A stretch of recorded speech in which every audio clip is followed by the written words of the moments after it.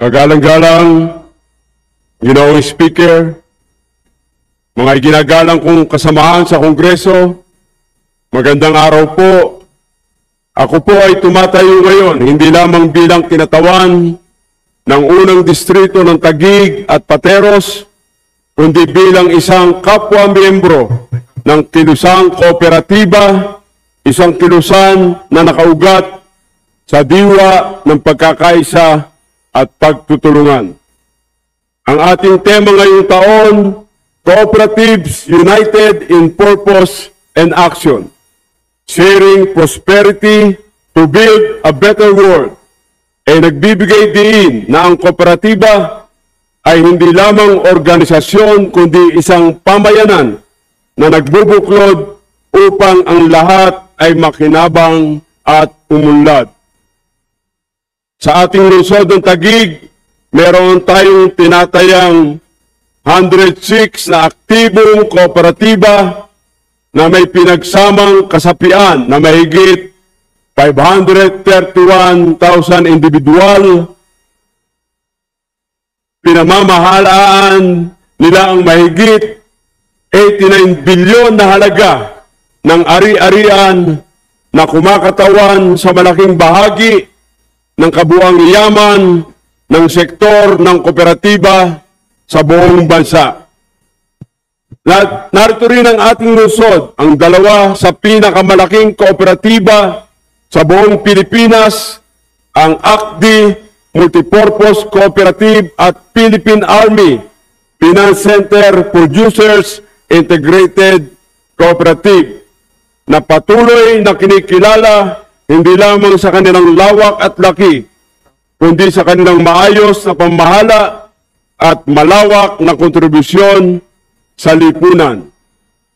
Bukod dito, lumalago rin ang mga transport at service cooperatives na nakakatulong sa profesionalisyon ng ating transportasyon at pagbibigay ng hanap buhay. Gayon din ang mga community at multipurpose cooperatives na nakaugat sa ating mga barangay at paaralan, microfinance at suporta sa kabuhayan ng mga pamilya. Ginoong Speaker, malinaw ang epekto ng kooperatiba sa ating komunidad.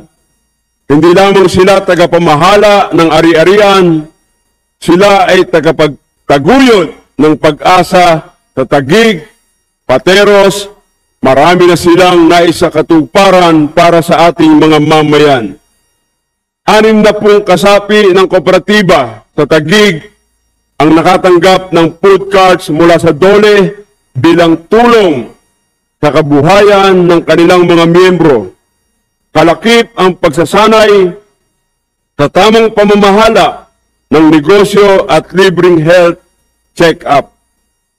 Bukod sa mga pagsasanay, ang Taguig Cooperative Development Office ay aktibo ring nagsasagawa ng mga programa tulad ng handholding caravans para sa sertifikasyon at pagsunod sa regulasyon.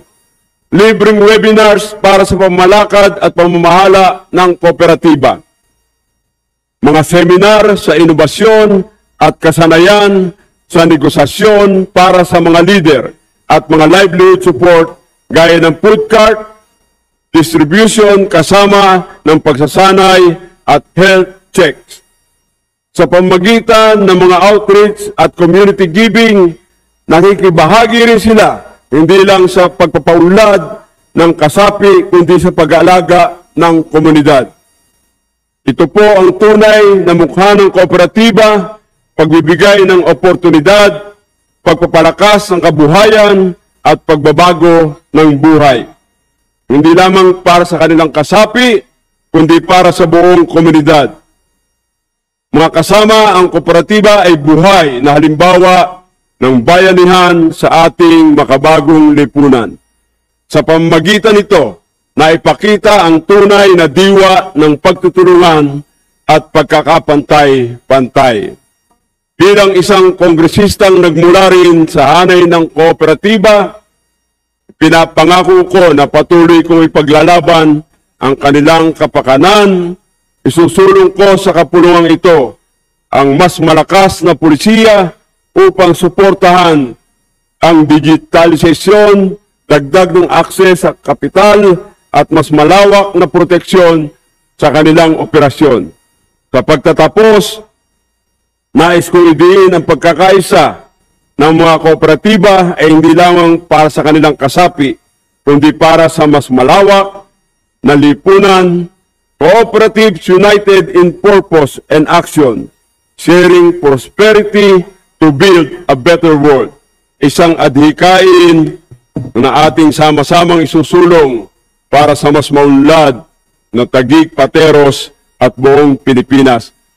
Maraming salamat, Mr. Speaker, at mabuhay ang sektor ng kooperatiba.